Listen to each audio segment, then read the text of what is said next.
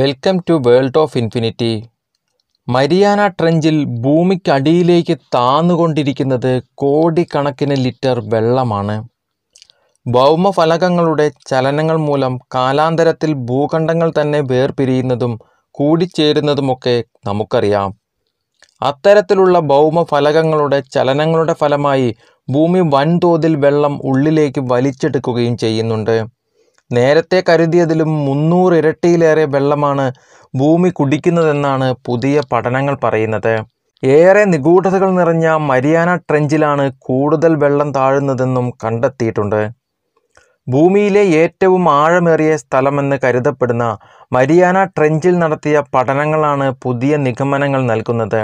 ഓരോ 10 വർഷത്തിലും 3 ബില്യൺ ടെറാഗ്രാം വെള്ളം ഭൂമി ഉള്ളിലേക്ക് വലിച്ചെടുക്കുന്നുണ്ടെന്നാണ് കണക്കാക്കുന്നത്.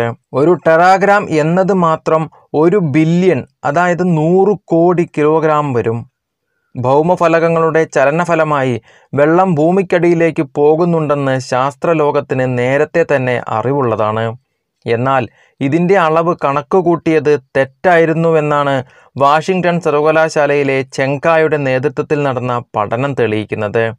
മരിയാന ട്രെഞ്ചിൽ പലയിടങ്ങളിലായി സ്ഥാപിച്ചിരുന്ന 19 ഭൂകമ്പ മാപിനികളുടെ സഹായത്താലാണ് മേഖലയിലെ ചലനങ്ങൾ രേഖപ്പെടുത്തിയത്. വിവിധ ദ്വീപുകളിൽ സ്ഥാപിച്ചിരുന്ന 7 ഭൂകമ്പ മാപിനികളിൽ നിന്നുള്ള വിവരങ്ങളും ഈ പഠനത്തിനായി ഉപയോഗിച്ചിരുന്നു. ഇതോടെ പസഫിക് മേഖലയിലെ ഫലകങ്ങളുടെ ചലനങ്ങളെക്കുറിച്ച് കൂടുതൽ വ്യക്തമായ വിവരങ്ങൾ ലഭിക്കുകയായിരുന്നു. ഭൂമിയിലെ ജലചക്രത്തിൽ ഇത്തരത്തിലുള്ള ഭൗമഫലകങ്ങളുടെ ചലനത്തിനുള്ള പ്രാധാന്യവും പഠനവും ഇത് വെളിവാക്കുന്നു. ഉയർന്ന മർദ്ദവും ഊഷ്മാവും മൂലം സമുദ്രത്തിലെ മാത്രമല്ല ഭൂമിയുടെ ഉൾഭാഗത്തെ പാറകളിൽ ശേഖരിച്ചു വച്ചിരിക്കുന്ന വെള്ളം പോലും ഭൂമിക്കടിയിലേക്ക് പോകുന്നു. മരിയാന ട്രെഞ്ചിൽ സമുദ്രത്തിൽ നിന്നും 20 മൈൽ ആഴത്തിൽ വരെ ഇത്തരം വെള്ളം ശേഖരിച്ചു വെച്ച ഭാഗങ്ങളുണ്ടെന്നാണ് കരുതപ്പെടുന്നത്.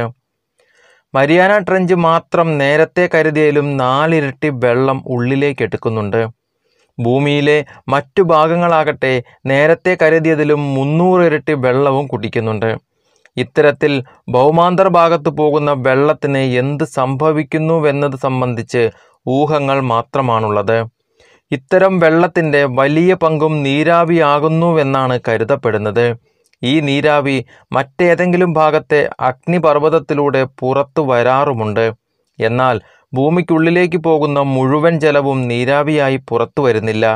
ഭൂമിയുടെ ഈ വെള്ളം കുടിയെക്കുറിച്ച് കൂടുതൽ പഠിക്കാനൊരുങ്ങുകയാണ് ഗവേഷകർ.